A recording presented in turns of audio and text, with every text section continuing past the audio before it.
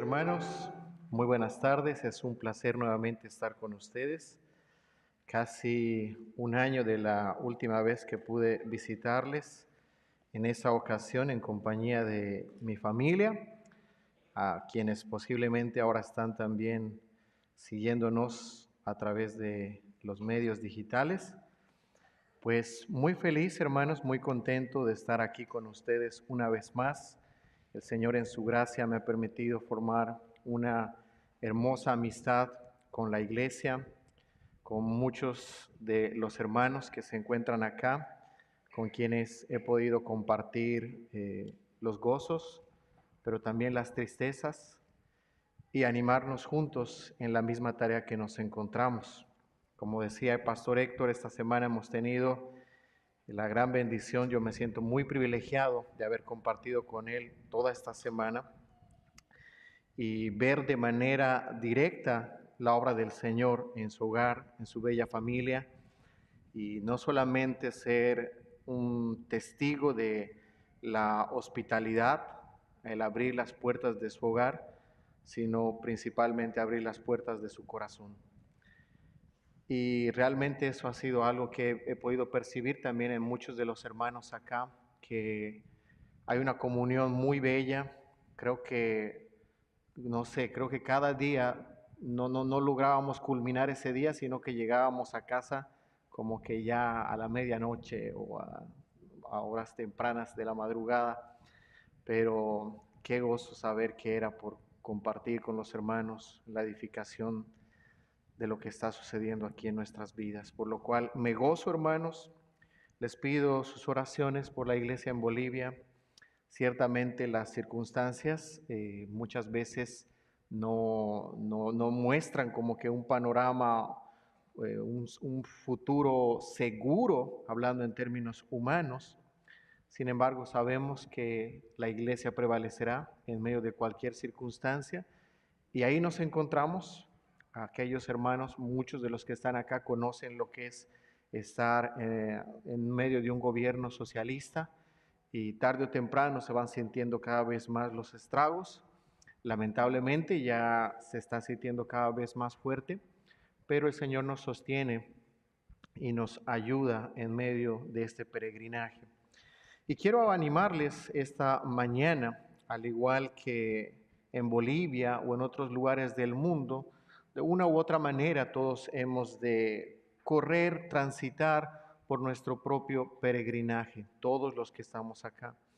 Y tenemos en las Escrituras una figura, una ilustración gráfica de ese peregrinaje en medio de la vida del pueblo que el Señor había rescatado. Les pido que me acompañen en las Escrituras, en el libro de Éxodo, en el capítulo 13, los versículos 17 al 22. Éxodo capítulo 13, versículos 17 al 22. Mientras van buscándolo, déjenme mandarles los saludos de parte de la Iglesia Bíblica Monte de Sion, allá en Cochabamba. Oramos por ustedes, hermanos, que el Señor les ha puesto en un lugar importante para seguir comunicando el Evangelio en esta ciudad y a través del lugar donde les ha puesto aún seguir compartiendo con muchos otros más.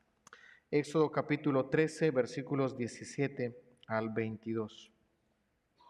Dice así la palabra de Dios. Cuando Faraón dejó ir al pueblo, Dios no los guió por el camino de la tierra de los filisteos, aunque estaba cerca. Porque dijo Dios, no sea que el pueblo se arrepienta cuando vea guerra y se vuelva a Egipto. Dios pues hizo que el pueblo diera un rodeo por el camino del desierto hacia el Mar Rojo. En orden de batalla subieron los israelitas de la tierra de Egipto. Moisés tomó consigo los huesos de José, pues éste había hecho jurar solemnemente a los israelitas y dijo, ciertamente Dios los visitará, y entonces se llevarán de aquí mis huesos con ustedes. Y salieron de Sucot y acamparon en Etam, al borde del desierto. El Señor iba delante de ellos de día en una columna de nube para guiarlos por el camino, y de noche en una columna de fuego para alumbrarlos, a fin de que anduvieran de día y de noche. No quitó de delante del pueblo la columna de nube durante el día, ni la columna de fuego durante la noche. Pidamos la ayuda de nuestro Señor. Padre eterno, venimos delante de ti, suplicando tu auxilio, Señor, suplicando tu socorro ahora que nos encontramos en el momento de examinar tu palabra. ¿Qué hay que el hombre pueda compartir, que sea valioso? ¿Qué hay en nosotros? ¿Qué hay en mí, Señor, que yo pueda transmitir a mis hermanos, que sea valioso, si no solo tu palabra? Permíteme ser un fiel instrumento y que en medio de mi debilidad, en medio de mi incapacidad, tengas la bondad, Señor, de usar mi vida. Abre los oídos espirituales de mis hermanos. Abre sus ojos para que puedan contemplar tu gloria, para que puedan contemplar tu soberanía, tu excelencia, tu majestad de una manera cada vez más amplia, más maravillosa. Que a la luz de lo que vamos a examinar en esta oportunidad seamos fortalecidos. Ciertamente hemos de transitar todos nosotros en medio de un terreno difícil, de un terreno, Señor, en medio de pruebas, de dificultades, pero a la luz de tu palabra queremos encontrar la esperanza, el consuelo, la fortaleza para avanzar mientras tú nos llevas a esa morada celestial. Te suplico, Señor, nos ayudes en este tiempo y te pido esto en los méritos de nuestro Señor Jesucristo. Amén. Amén. La última vez que estuve aquí, hermanos, hablamos un poquito del libro de Habacuc, si se recordarán, y de la realidad en la que nos encontramos. Pues tal como les decía en esa ocasión, no tienes que sufrir tanto. Hablamos del sufrimiento, ahora que vamos a hablar un poco más de esto, para encontrar en las Escrituras libros que hablen de la aflicción, del dolor. En cada libro de las Escrituras puedes toparte con esta realidad. Sin embargo, no debemos tomarlo como fuese algo sorpresivo, tal como nos dice el apóstol Pedro en su primera carta en el capítulo 4, versículo 12. No se sorprendan, no os sorprendáis del fuego de prueba que os ha sobrevenido como si fuera una cosa extraña. Es algo que es parte de nuestra vida. Y eso es lo que vamos a considerar, por lo tanto, esta oportunidad. Y sin embargo, lo vamos a hacer puestos los ojos en el Señor, entendiendo cómo es este transitar en medio del desierto. Pero déjenme empezar un poco ilustrando algo que viví estos días dentro del compartimiento, de las risas, del compartir historias que tuvimos ahí en medio de la familia del pastor Héctor, que realmente pasamos buenos momentos dentro de tantas cosas. Tuve la oportunidad de ver mi primer partido de béisbol en mi vida, así que ya al final ya estaba a punto de entender el juego, pero fue un bonito tiempo y ya pues estaba muy contento de compartir ese espacio. Tuvimos la gran bendición de participar de la conferencia Ligonier, a quienes sé también que de la iglesia han participado en algún momento, y ha sido muy bonito, una experiencia igualmente desafiante, de mucho consuelo, de mucho ánimo. Sin embargo, en medio de todo eso, teníamos en la parte, al final del día, un pequeño desafío, y era el retornar a casa. Y por supuesto, como usualmente hacemos, para retornar a casa, el pastor Héctor encendió el GPS para conducirnos de la manera más eficiente y llegar en el tiempo menor posible. Entiendo que la distancia original en realidad es como de unos 20 minutos, eso es en condiciones normales. Bueno, el GPS nos marcó 40 minutos para empezar, y habían otras vías. Había una como que decía 1 hora, pero había que ir a dar una vuelta. Entonces fuimos por la vía corta, que era la vía de 40 minutos. Estando ahí en la ruta, llegamos a un punto en el que no avanzábamos ni un poquito. Lo tremendo era que, aunque estábamos ahí atascados, el tiempo seguía creciendo cada vez más. Lográbamos avanzar 1 metro y también se aumentaba 1 minuto. y era como que algo muy llamativo para nosotros.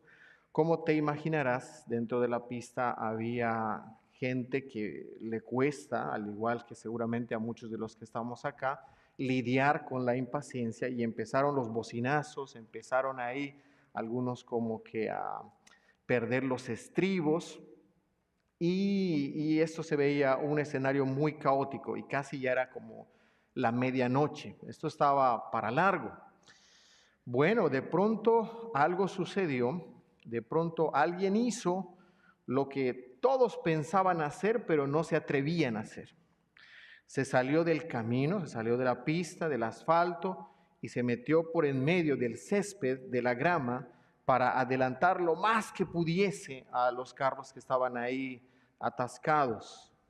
Solo como aclaración, no éramos nosotros, aunque también, por supuesto, lo pensamos, ¿sí? Lo pensamos y, bueno, algunos más se animaron detrás de eso, pero nos quedamos ahí y experimentamos, creo que casi, muchas cosas en el camino de las diferentes reacciones de las personas ante esta circunstancia. Cuando entramos a usar el GPS, por supuesto, estamos buscando la mejor ruta, la que sea más eficiente, la más corta. Queremos evitar problemas. Es por eso que utilizamos la tecnología. Queremos evitar los caminos difíciles. Y por supuesto, no me malentiendan, cuidado que luego de aquí salgan con una aplicación que no es el punto. No estoy diciendo que ya no usemos la tecnología o que siempre escojamos el camino más largo, ¿no? Pero solamente quiero utilizar esto como una ilustración, que en realidad puede darse ocasiones, como nos pasó a nosotros, que no siempre el camino corto es el mejor camino. De hecho, estando en el auto, le llamamos a otro hermano que él había tomado la ruta, que era la ruta larga en realidad, y cuando nosotros seguíamos ahí, él ya estaba tranquilo en su casa, ¿no? Entonces dijimos, bueno, ya esto nos enseña un poco más respecto de nuestras limitaciones. Pero tomando esta ilustración, hermanos, y especialmente ustedes que viven acá en esta nación, se darán cuenta que casi lidiamos con la tentación de que todo sea eficiente, de que todo tiene que estar funcionando, todo tiene que estar en orden. Queremos los problemas resueltos al instante. Si podemos evitar los problemas, los evitamos. Y esta mentalidad muchas veces, lamentablemente, pues la traspasamos, la llevamos al ámbito espiritual. Y el problema es, hermanos, que ese tipo de visión no se aplica al ámbito de la vida cristiana. Si pudiéramos trazar nosotros cómo sería nuestro camino para la vida cristiana, lo pondríamos ahí como en una autopista, sin tráfico, recto, un camino ahí sin curvas, y llegamos a la gloria, llegamos a la meta. Y en realidad el camino por el que transitamos tiene muchos baches, tiene curvas muy cerradas, tiene circunstancias difíciles, dolores, aflicciones, de los cuales algunos ya lo han experimentado, y si no, solamente tienes que vivir un poco más para que lo experimentes, porque todos vamos a tener en algún momento que lidiar con esta realidad. Al mirar la historia de la iglesia y la experiencia del pueblo de Dios, vemos que esta realidad del sufrimiento, del estar en el desierto, contrasta con nuestra tendencia a buscar soluciones rápidas y atajos. Nos encontramos en las Escrituras que con frecuencia Dios nos traza un camino más largo, un camino más desafiante que el que nosotros elegiríamos para transitar. Y eso es porque la perspectiva divina y sus propósitos inescrutables, como dice el apóstol Pablo, esa mente inescrutable, ¿quién podrá entenderla? Ciertamente excede a nuestra mente finita. tal como lo dice el Señor a través del profeta Isaías, este pasaje tan bien conocido por muchos de ustedes, porque mis pensamientos no son vuestros pensamientos, ni vuestros caminos mis caminos, dijo Jehová. Como son más altos los cielos que la tierra, así son mis caminos, más altos que vuestros caminos, y mis pensamientos más que vuestros pensamientos. Esa es la realidad. Pero estamos tan acostumbrados a que las cosas marchen bien que cuando de pronto algo sale mal, nos sorprendemos. Y no tendría que ser así. Para ser fieles al Señor y a su causa, necesitamos corregir nuestra mente moderna de concebir la vida espiritual que ha sido permeada por esta era de tener todo de manera instantánea, eficiente, donde queremos todo resuelto y en el instante. Lamentablemente, y ustedes conocen, y quizá algunos han venido de este trasfondo, donde han visto que esto ha ingresado fuertemente dentro de las iglesias que se llaman así también cristianas, evangélicas. Lo he dicho en el pasado y lo vuelvo a decir, predicando un mensaje que dice, pare de sufrir, cuando la Biblia dice, prepárese para sufrir. Ese es el camino por el que transitamos. Por eso es importante recordarnos todos los días que el camino por el cual Dios nos lleva es un camino que no va a resultar muchas veces que encaje con tus planes, pero es mejor que el nuestro. Y que además de eso, como veremos en nuestro pasaje, Él va delante de nosotros. Y aunque no siempre lo veamos, no siempre lo sintamos o lo entendamos, ese camino por el cual nos lleva, que trae sus dificultades, en realidad Él nos está dirigiendo en medio de ese camino porque nos ama y porque quiere formarnos y entrenarnos cada vez más en conformidad con el carácter de Cristo. Y esa obra no puede ser hecha por el camino corto. No puede ser hecha a través de atajos, sino a través del camino largo. Y por eso veremos esta mañana en nuestro pasaje que hemos leído, bajo el título, Guiados por Dios en la travesía larga. Y exploraremos 3 formas en las que somos guiados por Dios a través de esta ruta, a través de este peregrinaje. Primero, somos guiados por Dios a través de su providencia, guiados por su providencia en los versículos 17 y 18. Segundo, somos guiados por sus promesas, el versículo 19, guiados por sus promesas. Y tercero, somos guiados por su presencia. Así que está sencillo de recordar el bosquejo, guiados por su providencia, promesas y presencia. 3 P's podríamos decir. Antes, sin embargo, veamos el contexto rápidamente. Sé que han leído muchos de ustedes el libro de Éxodo y también han tenido la oportunidad de escuchar diferentes prédicas, pero no quisiera directamente ir al texto sin considerar, aunque sea de manera breve, dónde nos encontramos.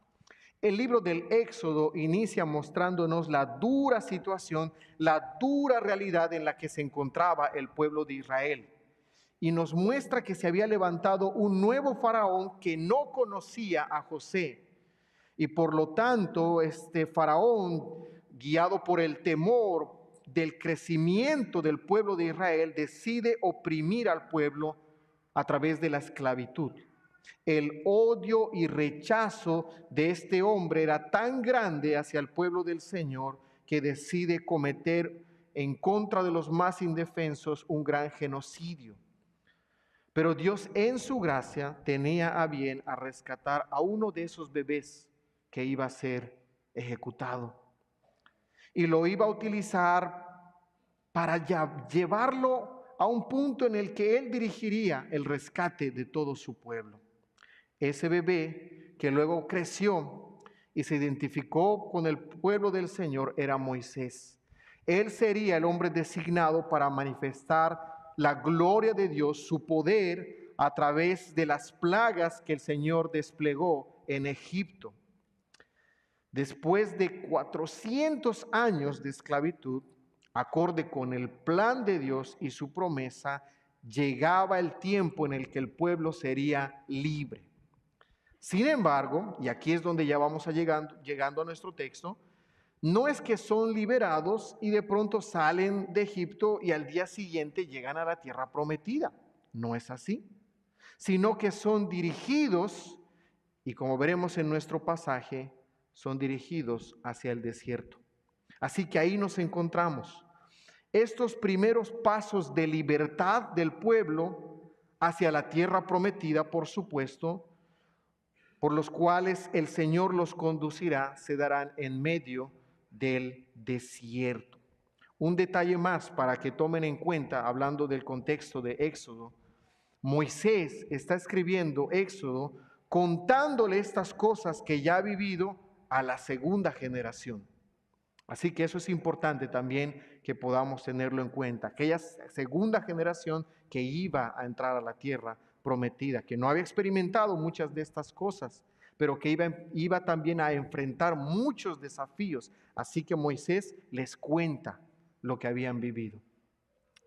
Con esto en mente, entonces, vamos a nuestra primera sección. Guiados por su providencia. Versículos 17 y 18.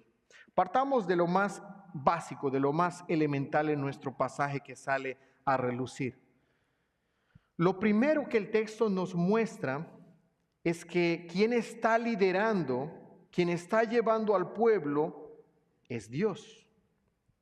Esto es importante recordarlo porque esto se le va a olvidar muchas veces al pueblo y van a tratar en el camino ahí en el desierto de matar a quienes, a Aarón y a Moisés. Se le va a olvidar constantemente al pueblo. Pero no era Moisés quien estaba dirigiendo al pueblo, él era un líder designado, sí. Sin embargo, el texto aquí nos recuerda que más allá de Moisés, era Dios quien los estaba dirigiendo. Esto es clave, como ya hemos dicho, vas a ver más adelante que el pueblo se le va a olvidar esto y va a querer responsabilizar a Moisés por las circunstancias que estaban viviendo, olvidándose que quien los dirigía en realidad era Dios mismo. Y esto es un punto importante porque también nos pasa, hermanos, nos pasa. A veces solo vemos con una comprensión limitada y vemos a los hombres y vemos lo que hacen los hombres y pensamos que estamos donde estamos solo por las decisiones de los hombres. Pero debes recordar que hay alguien que está siempre por encima de ellos. Alguien que gobierna cada aspecto de tu vida y de las vidas de todas las criaturas. Alguien que gobierna y dirige todas las cosas. Y eso el texto lo deja muy en claro. Muestra que el actor de estas acciones es Dios. Dios está dirigiendo a su pueblo. Eso dice el verso 17. Cuando Faraón dejó ir al pueblo, Dios no los guió por este lado, versículo 18, sino Dios, ¿qué es lo que hizo? Hizo que el pueblo diera un rodeo, los dirigió por este lugar. Es Dios quien los dirige por encima de cualquier circunstancia o de cualquier decisión de los hombres. No olvides quién está a cargo. Porque en el tiempo, especialmente de la injusticia de los hombres, en el tiempo de la traición, incluso de amigos que nosotros queremos cuando hemos sido defraudados, a veces pensamos que Dios no está en control. Y no es así. Él sigue gobernando, Él es soberano sobre todas las cosas. Así que no es la casualidad que trajo aquí al pueblo del Señor, sino que es Dios. Eso es bastante evidente. ¿Y dónde es que Dios dirige a su pueblo? Bueno, dice el verso 17, no los guió por el camino de los filisteos, aunque era más corto, sino que Dios lo que hizo fue que el pueblo diera un rodeo, una vuelta por el desierto. Es decir, tenemos dos cosas, un camino que estaba cerca y un camino que iba a implicar rodear y pasar en medio del desierto, que por supuesto iba a traer más desafíos. El camino de los filisteos, de la tierra de los filisteos, era un camino que seguía a lo largo de la costa del mar Mediterráneo. Los filisteos ocupaban esas costas del suroeste de Canaán y otras ciudades entre Gaza y otras ciudades costeras. Esa era la ruta más corta para llegar a Canaán. Y el texto dice directamente que Dios no los guió por esa ruta. No fueron por el camino corto, sino que los llevó por el camino del desierto, el camino más largo, el camino difícil, el camino de las aflicciones, de las pruebas.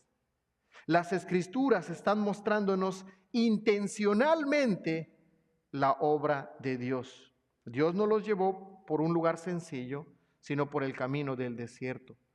Y ustedes pueden revisar en las Escrituras qué es lo que implica el desierto. Hagan un estudio de las veces que el pueblo se encuentra en el desierto, aún nuestro mismo Señor en el desierto. ¿Qué significa el desierto en las Escrituras?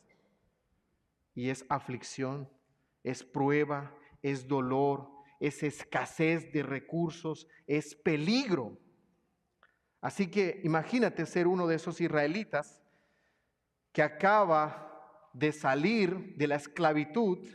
Por eso es que muchas veces nosotros a veces nos adelantamos tan rápido y decimos, pero ¿cómo si vieron las plagas? Muy bien, ahora trata de entender un poco mejor.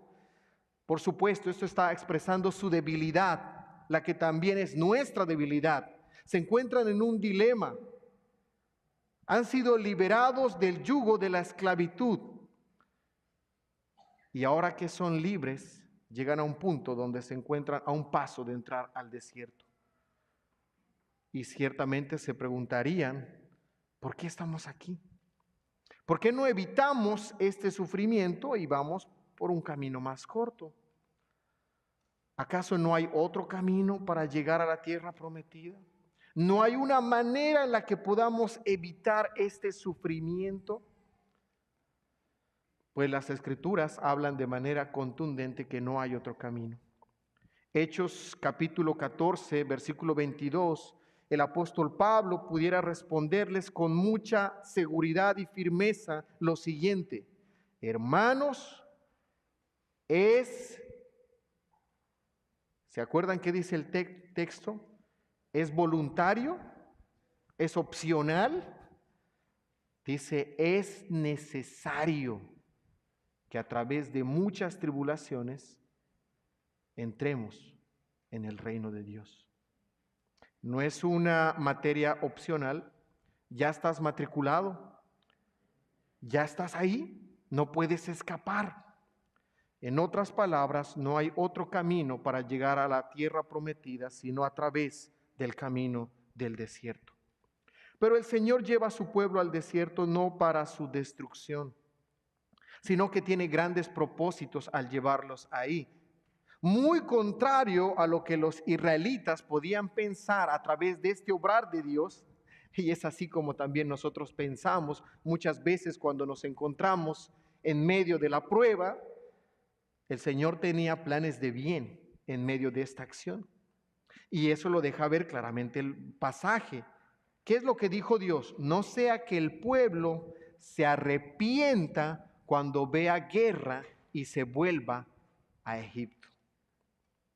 El pasaje nos dice que el pueblo al encontrar la guerra cambiaría de opinión y regresaría a Egipto.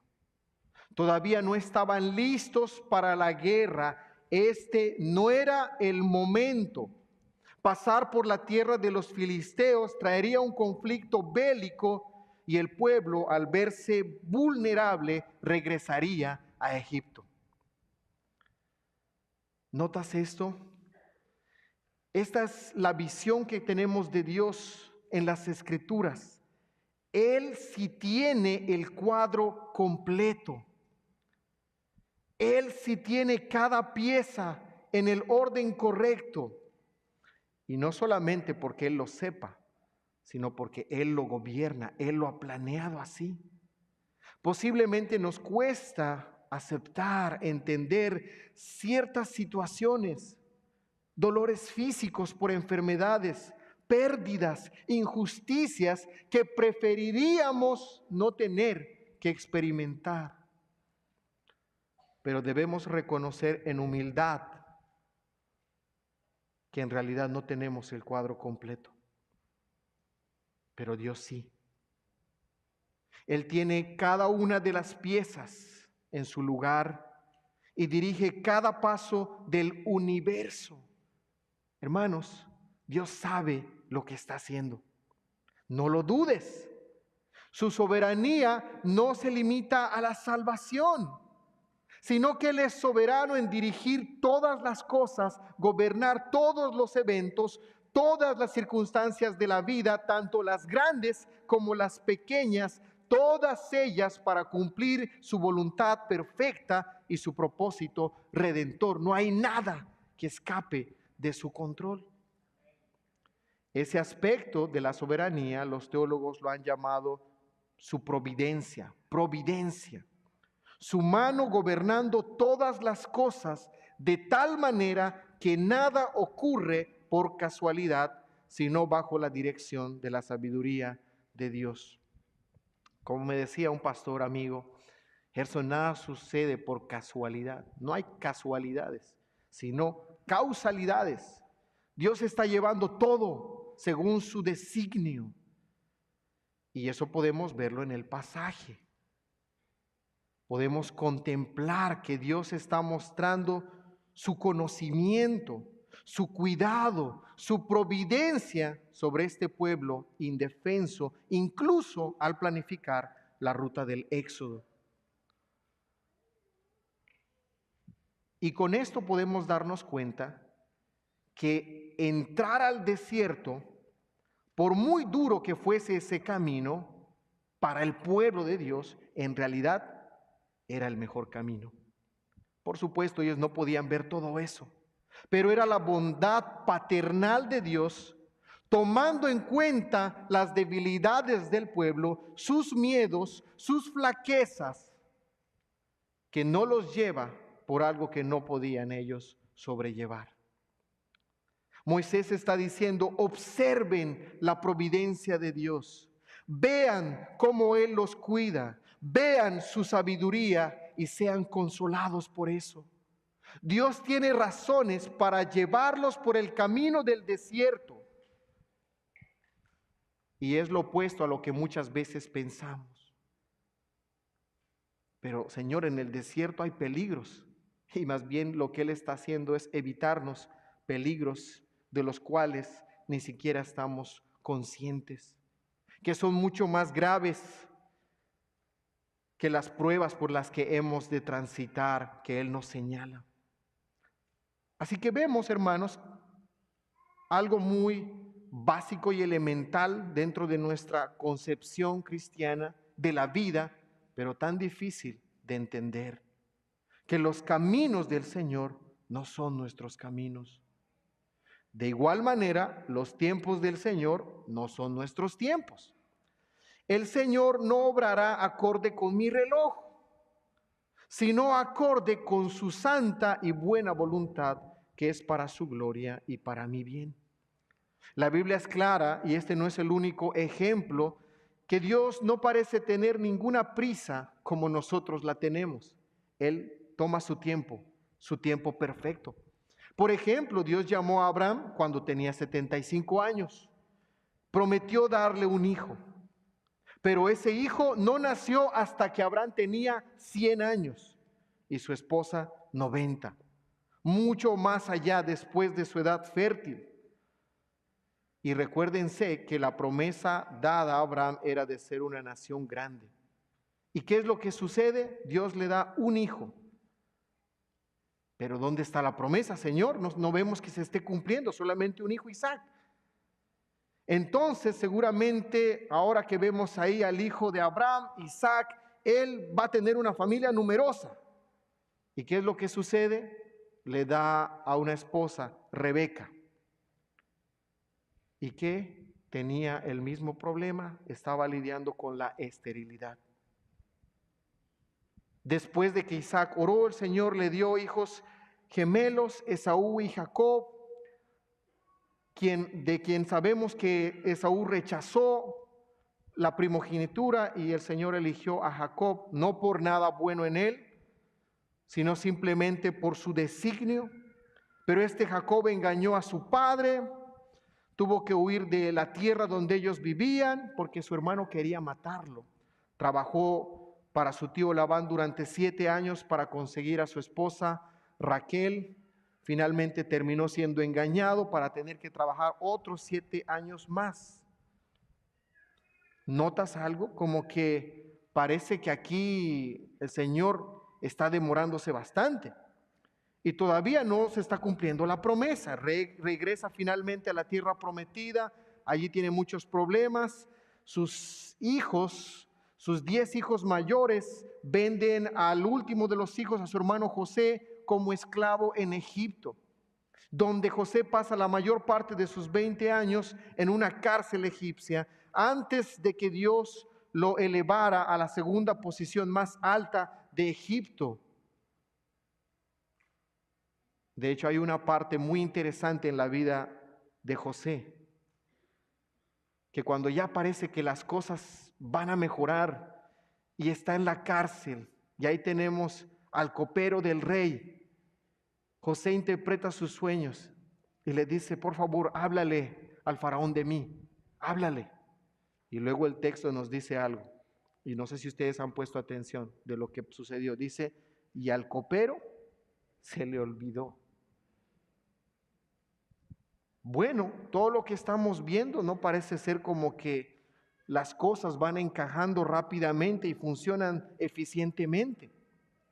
Finalmente el Señor utiliza la vida de José para que sea preservada la familia de Jacob allá en Egipto, donde ahora nos encontramos ahí. Después de 400 años de esclavitud, vemos dónde se encuentran. Esta no parece ser una vía rápida, una vía express para cumplir la promesa de Dios. Por lo tanto, hermanos, tiene mucho sentido que ahora, cuando vemos dónde se encuentra el pueblo del Señor, que hay 2 rutas, que el Señor no va por el camino corto. Y es porque Él tiene propósitos soberanos maravillosos. Podríamos pensar: pero ¿por qué tantos años desperdiciados? ¿Por qué tuvieron que sufrir tanto? ¿Por qué pasaron a través de tantas aflicciones? ¿No era más rápido un par de años simplemente y tener todo de manera pronta, instantánea, mucho más eficiente? Pero estamos viendo que si el Señor no nos lleva por el camino que nosotros pensamos, uno, porque Él es soberano y Él puede hacer lo que quiere con nosotros, pero nota aquí esta otra realidad de la que muchas veces cantamos: Él hace todas las cosas para su gloria, sí, en su soberanía, pero también para nuestro bien. Es misericordioso porque Él ve los peligros que nosotros no vemos. El pueblo de Israel no fue por un camino rápido y corto porque el Señor los protegía, pero al mismo tiempo porque el Señor quería enseñarles a depender totalmente de su provisión, de tal manera que serían alimentados por Dios en medio de la escasez del desierto y serían saciados en medio de la falta de agua.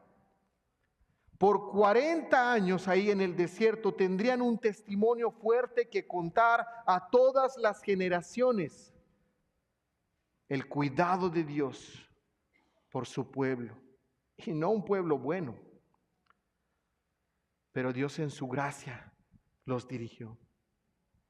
El propósito de Dios al llevarlos, por lo tanto, por la ruta larga del desierto, es enseñarles a confiar en Él. Una de las luchas que nosotros tenemos como raza humana desde la caída es ser independientes de Dios. Queremos salvarnos a nosotros mismos, o al menos participar de alguna manera en el proceso. Queremos dirigir nuestras propias vidas, tal vez con un poco de ayuda de Dios, para poder compartir de alguna manera el mérito, pero no nos gusta la idea de depender totalmente de Dios. Y esa es la razón por la que el Señor los llevó, para romper con la autodependencia que todos los seres humanos tienen, para que entonces pongan su confianza únicamente en el Señor. Y ese es el propósito que Él tiene para nosotros cuando nos lleva al desierto, para que veamos nuestra debilidad, para que veamos nuestra incapacidad, pero para que en medio de esa incapacidad veamos su gran provisión, su gran fidelidad, su gran cuidado. Así que vemos, hermanos, entonces la providencia de Dios llevándolos. Segundo, aparte de que fueron guiados por su providencia, fueron guiados por su promesa. Versículo 19.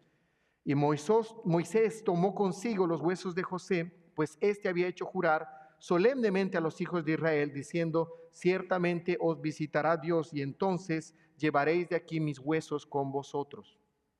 Suena un poco extraño la primera vez que leemos esto.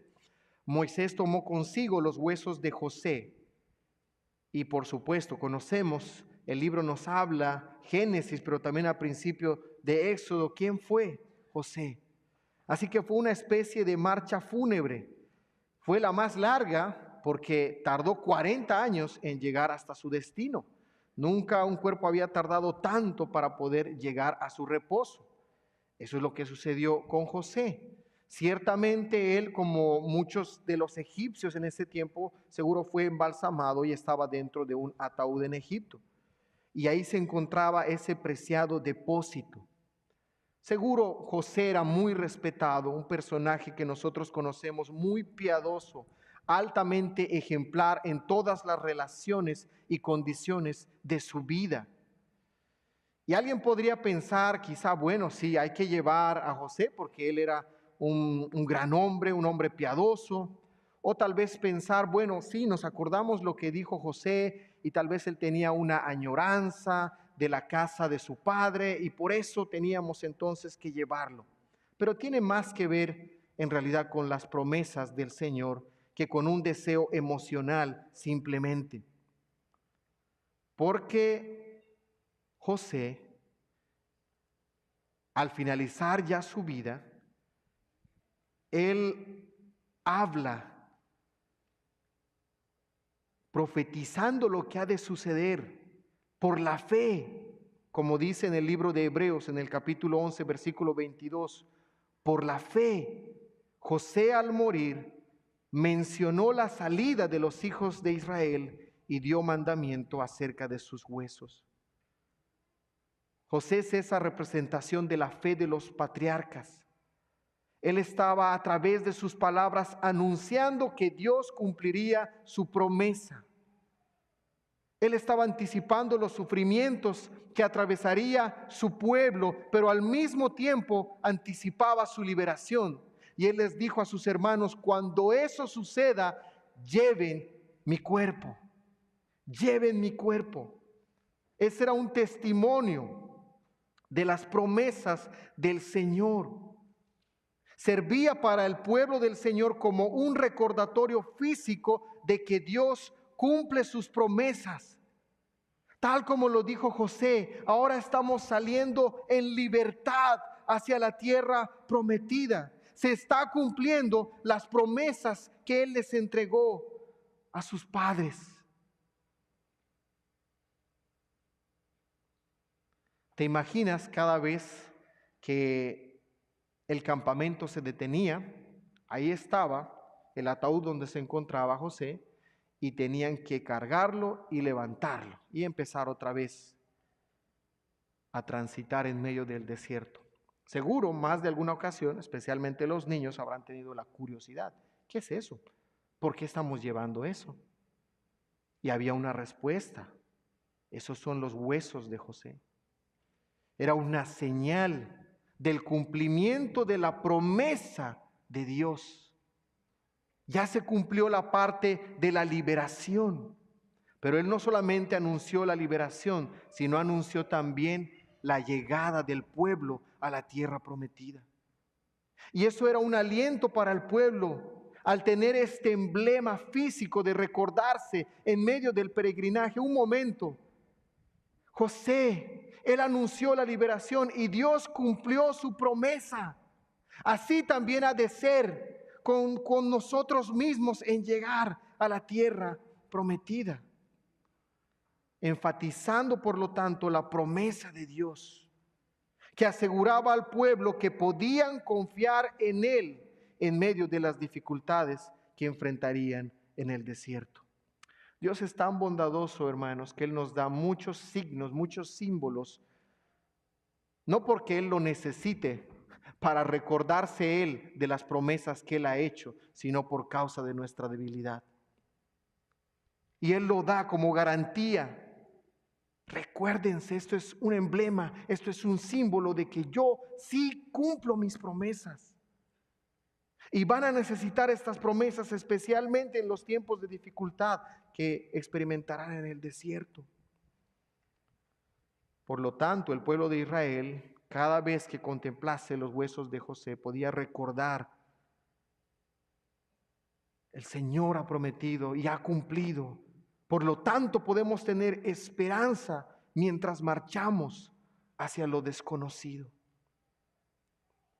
Pero no solo tenían la providencia del Señor y sus promesas firmes y seguras, sino que, mucho más maravilloso, nuestra última sección, tenían la presencia de Dios con ellos. Versículos 20 al 22. Y salieron de Sucot y acamparon en Etam, al borde del desierto. Y el Señor iba delante de ellos de día en una columna de nube para guiarlos por el camino, y de noche en una columna de fuego para alumbrarlos, a fin de que anduvieran de día y de noche. El versículo 20 nos vuelve a poner en el contexto geográfico. Salen de Sucot y acampan en Etam, que se nos dice es justo el borde del desierto. Es la entrada, o pudiéramos decir, la puerta para ingresar al desierto. Se podía ver. Tú cuando abres la puerta ahí, quizá todavía no has entrado, pero ya ves lo que hay adentro. Ya ves lo que te espera. Ellos podían ver, estando en Etam, lo que involucraría entrar al desierto. Desafíos tanto físicos como espirituales. Están entrando en la vasta región desértica, que ciertamente sería un lugar de prueba y también de preparación espiritual.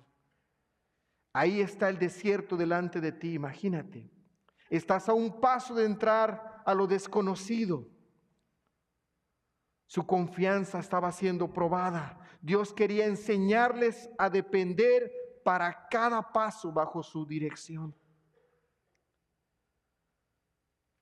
Y el punto de nuestro texto es que cuando estamos ante la incertidumbre, el miedo, la escasez, las dificultades, el Señor quiere recordarnos a través de ellos, a nosotros y a todos los creyentes, que si Él va delante de nosotros, no importa dónde vayamos, a qué desierto entremos, pero estamos seguros. Y Él los dirigía. Él estaba delante de ellos. Eso dice el texto. Todo ese camino que quedaba por delante, que podía lucir atemorizante para ellos. Sin embargo, el texto nos dice que ellos no descendían ahí solos. Y esto es importante que tú lo recuerdes, querido hermano. Nunca un hijo del Señor desciende solo a la aflicción. Nunca. Sino que Dios va adelante para guiarnos. El texto nos muestra que Él era quien los dirigía. Era el Señor quien los dirigía. Qué maravilloso saber esto, que en medio de las dificultades que ellos iban a enfrentar, el Señor iba adelante. ¿Y cómo lo hacía? A través de columnas. Una columna de nube durante el día y una columna de fuego en la noche.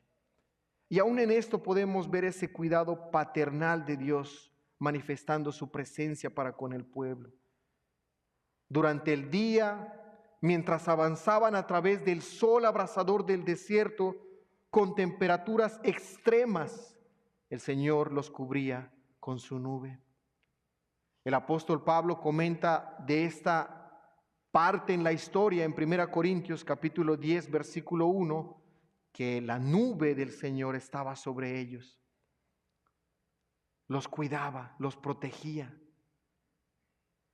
Y Dios no solo los dirigía en los momentos de claridad, es más fácil confiar para nosotros cuando podemos ver, sino también en los momentos más oscuros, cuando la incertidumbre y la dificultad nublan completamente nuestra visión. Pero Dios era fiel aún en ese momento para guiarlos.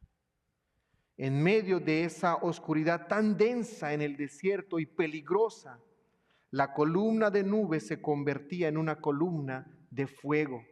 Y el pasaje nos dice que iluminaba todo el campamento. Estaban en medio de la oscuridad en el desierto, pero el Señor alumbraba toda la nación. Y el último versículo, el versículo 22, nos deja ver que esta presencia era una presencia continua. Dice el versículo 22, no quitó de delante del pueblo la columna de nube durante el día, ni la columna de fuego durante la noche. Quienes tienen la Reina Valera pueden ver un poco más enfático el texto. Dice, nunca se apartó de delante del pueblo la columna de nube, ni de día, ni de noche, la columna de fuego. O sea que en todo lo que va a suceder, en las múltiples pruebas y en las múltiples rebeliones del pueblo, Dios nunca se apartó de ellos. En medio de la oscuridad, en medio de la angustia, en medio del dolor, el Señor estaba guiándolos. Y esta es la experiencia de todos los creyentes en medio de esos problemas en los que muchas veces nos encontramos. Tal como el salmista lo expresó en el Salmo 27. Nosotros también podemos expresar en momentos de dolor, de incertidumbre, de completa oscuridad. Cuando sus enemigos querían destruirlo, dice el salmista, Jehová es mi luz y mi salvación. ¿De quién temeré? Jehová es la fortaleza de mi vida. ¿De quién he de atemorizarme? Esa era la luz que dirigía al pueblo. Esa era la fortaleza del pueblo.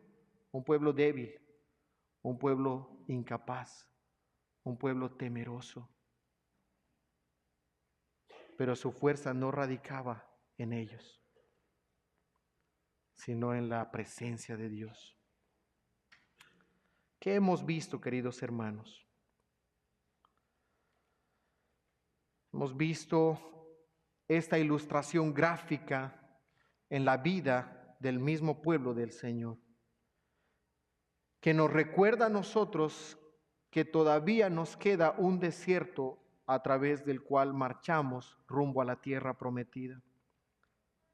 ¿Habrá aflicciones? Pero recuerda, como hemos visto esta tarde, que si estamos ahí es porque Él sabe y conduce nuestros caminos y lo hace porque es mejor para nosotros. Él es quien guía cada uno de nuestros pasos.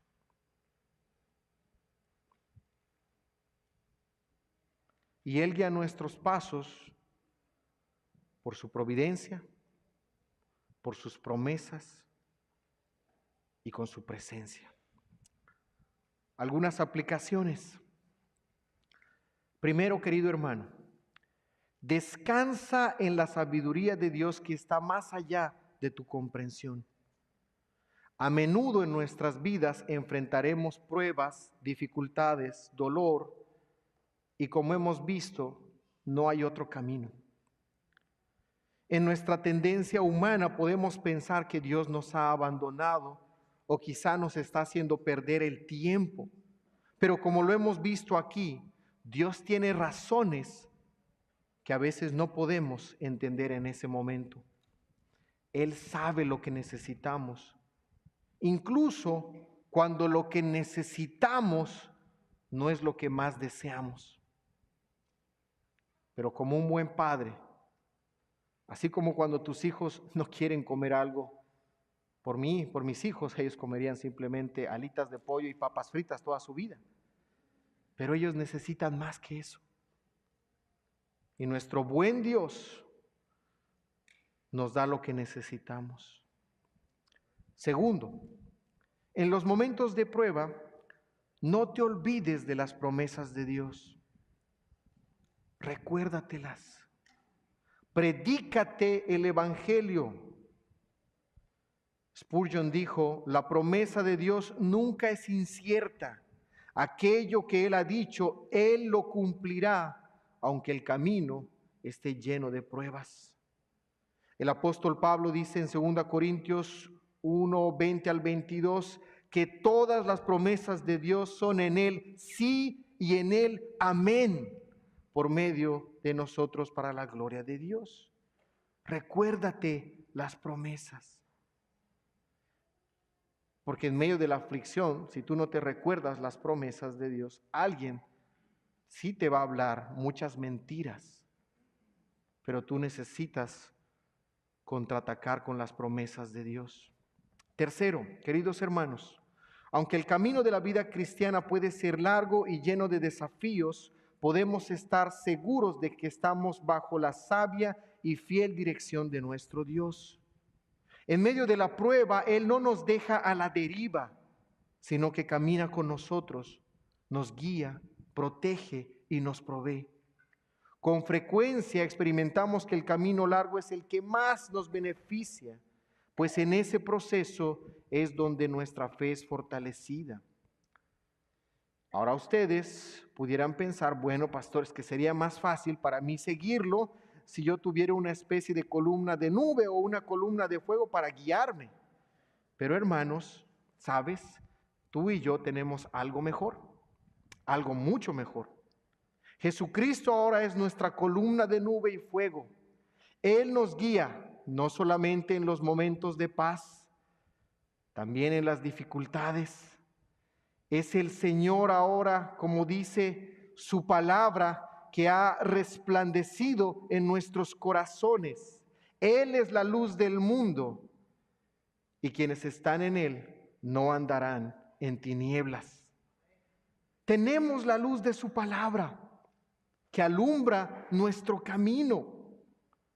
Tenemos, por supuesto, a su Espíritu Santo, quien nos dirige, nos transforma, nos muestra el camino por el cual tenemos que andar. No estamos solos. Aún los discípulos se sintieron tristes cuando Jesús les anunció que retornaría al Padre, pero Él les dice, no estén tristes, no les dejaré huérfanos. Y hermanos, por si alguien no te lo había recordado, en los momentos de la aflicción, no estás huérfano. Dios te ha dado a su Santo Espíritu, de tal manera que Él nos dirige incluso en medio de la incertidumbre, de la debilidad, nos fortalece. ¿Acaso todo esto que estamos mencionando no es más grande que lo que experimentaron los israelitas? Esa es la gloriosa realidad en la que ahora vivimos. Y necesitamos rogar al Señor que nos haga conscientes de que Él está en nosotros ahora, nos dirige en cada paso. No sé cuántos de ustedes han practicado quizá el senderismo. No es nada sencillo, para muchos de nosotros nos cuesta y nos desanima mucho cuando estamos haciendo o escalando quizá por un lugar muy difícil y peor si es es montañoso, es complejo. A mí me ha tocado algunas veces y es difícil, pero me anima el hecho de ver la cima, el hecho de saber que voy a llegar a la meta mientras transito en medio de la fatiga, en medio del cansancio. Me recuerdo que hay algo que está en mi mente y entonces continúo avanzando. Hermanos, vas a pasar por luchas, vas a pasar por aflicciones, vas a recibir la noticia de una enfermedad, la pérdida de algún ser querido, dolor emocional, la traición de algún amigo, problemas en el trabajo, un hijo rebelde, problemas en la iglesia, que te van a llevar a preguntarte, Señor, ¿podré atravesar por medio de este desierto? Quizá ya estás dentro de él. Y parece que todo lo que ves es la aflicción. Pero así como en nuestra ilustración, debemos de alzar los ojos espirituales y poner nuestros ojos en Cristo. Y al verlo, hermanos, hacer un eco de sus tiernas palabras de consuelo y de seguridad. Manada pequeña, rebaño amado, en el mundo tendréis aflicción, pero confiad, yo he vencido al mundo. La victoria ya está asegurada. Sé que tienes miedo, pero no temas, ya tengo la victoria por ti, nos dice el Señor. Confía en Él, querido hermano, no dependas de ti. Esto es lo que el pueblo en el desierto tenía que aprender, que Dios es su todo, aún en medio de la nada, para que crezcan en su comprensión que realmente el justo por la fe vivirá. Pero no una fe en nosotros mismos y en nuestras capacidades, sino la fe en Cristo, porque Él ya ha vencido. ¿Y cómo venció? Él venció descendiendo a un desierto. Pero la diferencia es que Él no descendió al desierto de nuestra aflicción, a este mundo caótico, quebrado por el pecado, siendo un esclavo, habiendo sido un esclavo, sino que Él descendió habiendo sido un rey. Bajó de su trono para entrar al desierto y para tomar a su pueblo y rescatarlo, llevando su pecado hasta la cruz. Y en la cruz experimentó la aflicción más profunda, que no era solamente el quebranto de los hombres, sus burlas, sus escarmientos. No, Él experimentó una oscuridad mucho más profunda, que no solamente era la oscuridad física, sino la aflicción más grande, que era el abandono del Padre hacia Él como hijo amado. Y en la cruz Él exclamó, Señor, mi Señor, ¿dónde estás? Dice las Escrituras que desde la hora sexta hasta la hora novena hubo una completa oscuridad. ¿Ves la diferencia del pueblo del Señor? Ellos no andaron en oscuridad nunca, porque la luz del Señor estaba ahí. Pero en la hora de la crucifixión, el Hijo perfecto, justo del Señor dice, ¿dónde estás, Padre? ¿Dónde estás, papá? ¿Por qué me has desamparado? No puedo ver tu luz. ¿Dónde estás? Y exclamó eso porque Él tuvo que experimentar el abandono como consecuencia de nuestros pecados y experimentar los terrores del infierno, el abandono de su Padre y su ira sobre Él por nuestra causa, para pagar la justicia que nosotros nunca podremos pagar, su vida por nuestra vida y nuestra muerte por su muerte. Y porque su obra está completa y Él ya tiene la victoria para nosotros, Él nos dice con toda confianza, yo ya di mi vida, yo ya he vencido. Sí, tendréis aflicción, vas a sufrir, pero vas a ser transformado, vas a ser pulido, pero no olvides y que te dé aliento, paz y seguridad de que tú nunca vas a ser abandonado, porque yo experimenté el abandono. Yo fui al desierto Así que entra ahora al mundo. Vayan en medio de este mundo con confianza en mí, porque en medio de esta larga travesía, donde la victoria ya está asegurada, he aquí, yo estoy con vosotros todos los días hasta el fin del mundo. Amén. Ese es nuestro Señor, hermanos. Oremos. Padre eterno, venimos delante de ti en esta hora. Agradecido, Señor, porque tu palabra nos consuela. Tu palabra, Señor, nos recuerda nuestra fragilidad, pero al mismo tiempo nos muestra tu gran poder. Oh Señor, que mis hermanos sean fortalecidos, porque vivimos y transitamos en un mundo de dolor. Pero tú pasaste por ellos, Señor. Y mientras avanzamos y tú nos diriges, podemos avanzar con la seguridad de que ya la victoria está obtenida.